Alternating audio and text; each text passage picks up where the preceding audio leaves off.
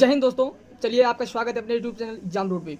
दोस्तों जैसा कि आप लोग को पता है कि आज हम क्लास 12th का बायोलॉजी का पोर्शन कवर करने वाले हैं। दोस्तों इसमें 10 नंबर एकदम आपका 10 नंबर कंफर्म होने जा रहा है। दोस्तों 10 नंबर जो कि एकदम क्या आपका very very very important question दोस्तों लाए हैं, एकदम वेरी, जो आपके एग्जाम में एकदम छपने वाला है। अब आप लोग देरी ना करते हुए जल्दी जल्दी जल्दी से देखें। चलिए दोस्तों, आज हम आपके सामने लघु उत्तरीय प्रश्न लाए हैं। कौन सा लघु उत्तरीय प्रश्न? कौन सा दोस्तों? लघु उत्तरीय, जो आपका 2-2 नंबर का 5 क्वेश्चन आता है, 2-2 नंबर के 5 क्वेश्चन आते हैं, जो आपका टोटल 10 नंबर का होता है। कितने नंबर का होता है दोस्तों?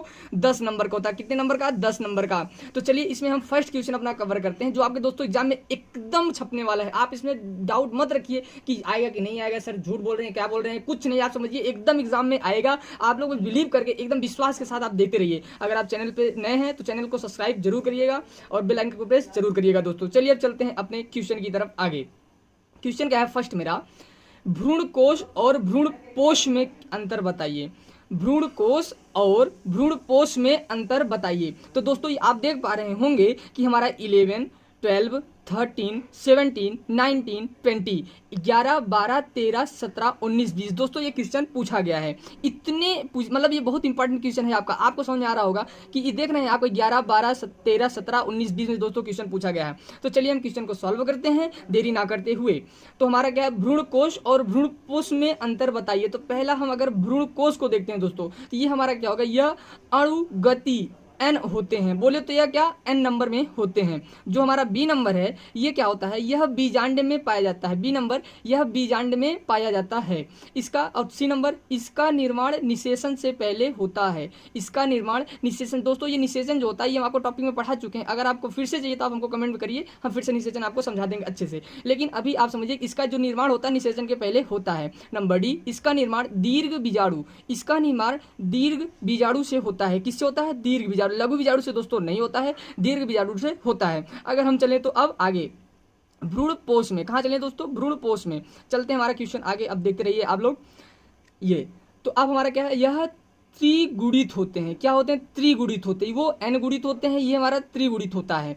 अगर बोले तो b, यह बीज में होता है दोस्तों। किस में होता है? बीज में होता है। किस में होता है? बीज में होता है। और यह निषेचन के बाद होता है। अगर आप देख पाएंगे कि जो हमारा भ्रूण कोश था वो निषेचन के पहले होता था। जो हमारा भ्रूण कोश था वो निषेचन के पहले होता था, लेकिन जो हमारा भ्रूण पोष है वो निषेचन के बाद होता है। नंबर डी, इसका निर्माण द्वितीयक केंद्रक प्लस नर युग्मक के संयोजन से होता है। इसका निर्माण 2-2 लोगों से मिलकर होता है, मतलब 2-2 चीजों से, 2-2 वस्तु से मिलकर होता है। पहला हमारा केंद्रक, दूसरा नर युग्मक से मिलकर होता है। तो हमारा दोस्तों फर्स्ट क्वेश्चन कंप्लीट हो गया, जो आपके एग्जाम में दोस्तों बहुत ही इंपॉर्टेंट है। क्या? Very very very important. ये आपके एग्जाम में एकदम छपने वाले हैं दोस्तों, आप इसका टेंशन मत लीजिए। आपके एग्जाम में ना छपे तो बताना कि सर आप कैसा क्वेश्चन बताते, नहीं समझ आता है। लेकिन अगर आ जाएगा तो दोस्तों आप बहुत पछताएंगे, इसलिए कहते हैं पढ़ लीजिए। आएगा दोस्तों, कंफर्म एग्जाम में आपके आएगा। चलिए चलते हैं हम क्वेश्चन नंबर 2 की तरफ। ये हमारा क्या है, नर जनन तंत्र में वृषण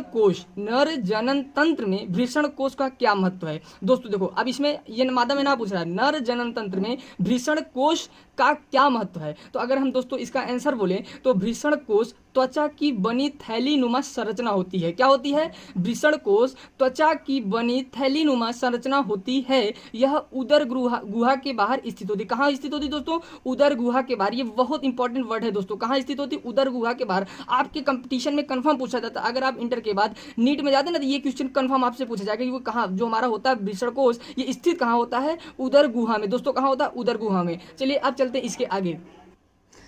चलिए दोस्तों अब हम चलते हैं अपने आगे क्वेश्चन में। क्या था? इसकी गुहा 2 आधे भागों में विभाजित होती है। इसकी जो गुहा होती है दोस्तों वो 2 आधे भागों में विभाजित होती है, और प्रत्येक अर्धभाग में एक वृषण स्थित होता है। कहाँ स्थित होता है? अर्धभाग में एक वृषण स्थित होता है। फिर आगे, वृषण कोश ताप नियंत्रण का भी काम करता है। दोस्तों ये ताप को नियंत्रित भी करता है। इसका ताप शरीर के ताप से 2 से 3 डिग्री सेंटीग्रेड कम होता है। कितना दोस्तों? 2 से 3 डिग्री सेंटीग्रेड कम होता है, जो कि शुक्राणु के निर्माण में अनुकूल होते हैं। अगर हम आपको बता दें कि हमारे ह्यूमन बॉडी का जो टेम्परेचर होता है दोस्तों कितना होता है, अगर डिग्री सेंटीग्रेड में बात करें तो 37 डिग्री सेंटीग्रेड होता है। लेकिन अगर बात करें तो फ़ारेनहाइट में तो 98 डिग्री फ़ारेनहाइट दोस्तों ये होता है।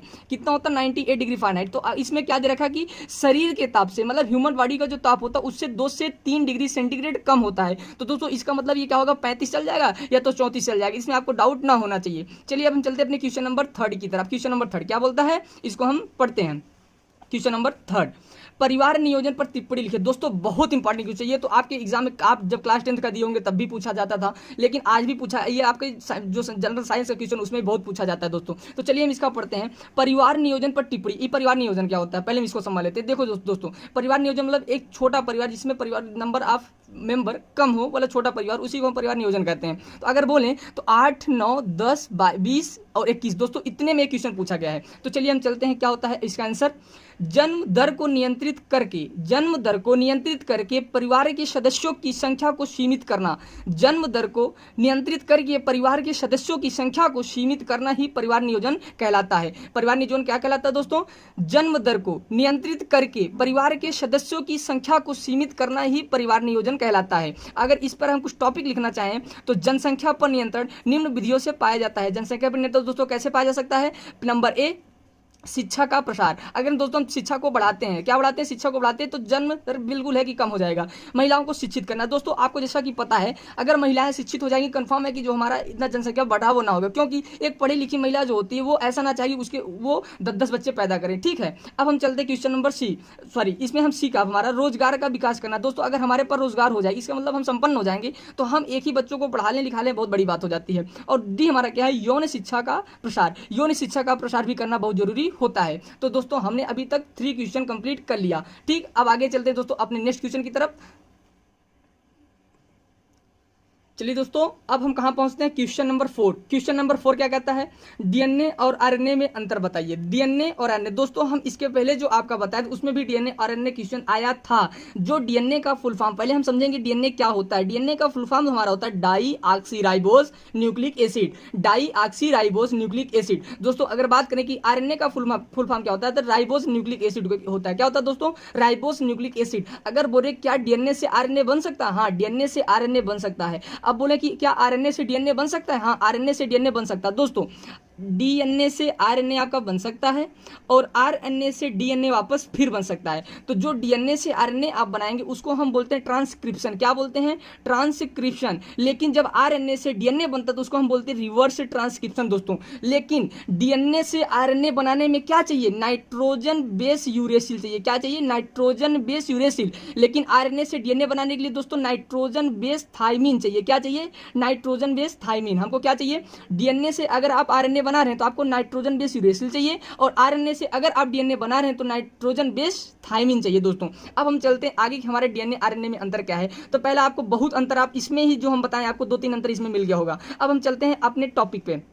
नंबर 1 क्या था, यह केंद्रक के गुणसूत्रों में पाया जाता है। यह जो हमारा न्यूक्लियस होता है उसके गुणसूत्रों में पाया जाता है। डीएनए में डाई ऑक्सीराइबो शर्करा होता है, अभी हम आपको बताएं डाई ऑक्सीराइबो न्यूक्लिक एसिड होता है दोस्तों।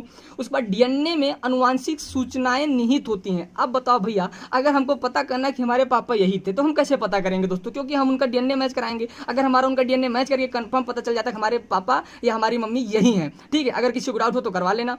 तो डीएनए में प्यूरिन और पायरिडमिन की मात्रा समान होती है। कहाँ का समान होती है दोस्तों, डीएनए में प्यूरिन और पायरिडमिन की मात्रा समान होती है। फिर आरएनए की बात करें तो यह केंद्रक के गुणसूत्रों में पाया जाता है। कहां पाया जाता है दोस्तों, केंद्रक के गुणसूत्रों में पाया जाता है। कहां पाया जाता है, केंद्रक के गुणसूत्रों में पाया जाता है। और हमारा बी नंबर जो है, आरएनए में राइबोस शर्करा होता है। आरएनए में क्या होता है दोस्तों, राइबोस, क्योंकि इसका फुल फॉर्म क्या होता है, राइबो न्यूक्लिक एसिड होता है। अब हम चलते क्वेश्चन नंबर सी पे हम। तो आरएनए में अनुवांशिक सूचनाएं निहित नहीं होती। आरएनए जो होता है इसमें अनुवांशिक सूचनाएं निहित नहीं होती। अगर आपको पता करना है कि हमारे पापा कौन है या हमारे पापा यही है कि नहीं, अगर आपको डाउट लगता है तो आप आरएनए से नहीं पता कर सकते, आप डीएनए से पता करें, क्योंकि आपको उनका डीएनए मैच, क्योंकि उसमें आपकी अनुवांशिक सूचनाएं वही होती हैं। अगर बात करें हम डी पे, तो आरएनए में P+P की मात्रा समान नहीं होती। P+ बोले तो प्यूरिन और पायरिडमिन। प्यूरिन और पायरिडमिन की मात्रा इसमें दोस्तों आरएनए में कभी कतई नहीं समान हो सकती दोस्तों, कभी नहीं समान होगी। अगर आपको अच्छा लग रहा है दोस्तों, एक बार फिर से प्यार के साथ आप चैनल को सब्सक्राइब जरूर करिएगा और दोस्तों के साथ शेयर जरूर करिएगा दोस्तों।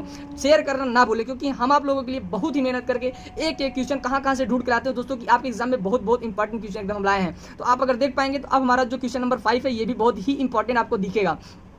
वाहित मल प्रदूषण क्या है, वाहित मल प्रदूषण क्या है दोस्तों, आप देख पाएंगे 6, 8, 12, 17, 20, 6, 8, 12, 17, 20 दोस्तों इतने साले क्वेश्चन पूछे गए हैं। तो वाहित मल क्या होता है?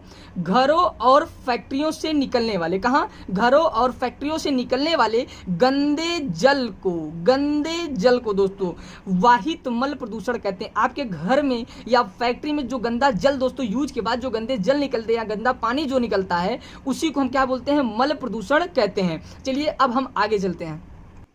तो दोस्तों जो हमारा मल प्रदूषण था उसमें क्या क्या होता है, तो जैसे हम आपको बता दें जिसमें कूड़ा करकट, जीवाणु, गोबर, सड़ी गली पत्तियां, मृत पौधे व रसायन पाए जाते हैं। तो दोस्तों जो हमारा मल प्रदूषण था उसमें क्या पाया जाता है? आपसे क्वेश्चन पूछता है कि मल प्रदूषण में पाया जाता है, तो आप इसमें बताएंगे कूड़ा करकट, जीवाणु, गोबर, सड़ी गली पत्तियां, मृत पौधे, रसायन ETC पाए जाते हैं। तो चलिए दोस्तों अब हम चलते हैं अपने क्वेश्चन नंबर 6 की तरफ। दोस्तों एक बार फिर से प्यार के साथ अपने चैनल के साथ आप लोग चैनल को सब्सक्राइब जरूर करें, और जो लोग नए हैं चैनल को सब्सक्राइब जरूर करें, और जो लोग हमारे पुराने बच्चे हैं वो चैनल को शेयर करें या इस वीडियो को शेयर करें, फटाफट जल्दी जल्दी चैनल को शेयर करें और वीडियो को शेयर करें। चलिए दोस्तों हम चलते हैं क्वेश्चन नंबर 6 की तरफ। ये क्या कहता है?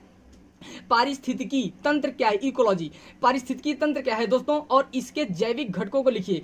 पारिस्थितिकी का मतलब इंग्लिश में दोस्तों था इकोलॉजी। तो पारिस्थितिकी तंत्र क्या है और इसके जैविक घटकों को लिखिए। दोस्तों देख पा रहे हैं आप, ये बहुत इंपॉर्टेंट क्वेश्चन है। 16, 17, 18, 19, 21, 22 दोस्तों इतने बार ये क्वेश्चन पूछा गया। आप समझ पा रहे होंगे very very very important question है दोस्तों, और कंफर्म इस बार आपके जो एग्जाम में कंफर्म छपने वाला है। एग्जाम की खोपड़ी में ना छेद कर दिया दोस्तों, बताइएगा आप। तो हमारा आंसर इसका क्या होगा? यह एक ऐसा तंत्र होता है जो वातावरण में जीवी और अजीवी सभी के परस्पर संबंधों द्वारा उत्पन्न होता है। पारिस्थितिकी दोस्तों होता क्या है? यह एक ऐसा तंत्र है जो वातावरण में जीवी मतलब जो जीव हैं और जो अजीवी हैं उन सभी के परस्पर संबंधों से हमें उत्पन्न होता है। अगर इनका घटक हम बात करें कि इनके घटक क्या हो सकते हैं, आपसे पूछता है कि पारिस्थितिकी के घटक हैं, तो आप बताएंगे उत्पादक, दूसरा उपभोक्ता। अब दोस्तों उपभोक्ता हमारे 3 होते हैं, पहला प्राइमरी उपभोक्ता, दूसरा द्वितीयक उपभोक्ता और तीसरा तृतीयक उपभोक्ता। दोस्तों इसको क्या बोलते हैं? Primary, secondary, tertiary.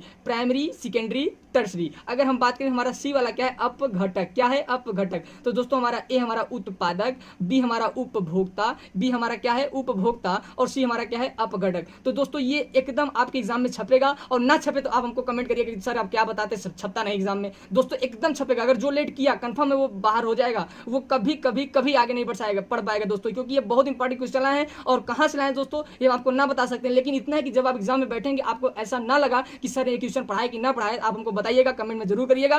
तब तक के लिए दोस्तों जय हिंद, जय भारत। अगर चैनल पे नए हैं तो सब्सक्राइब जरूर करिएगा। चलते हैं दोस्तों, जय हिंद।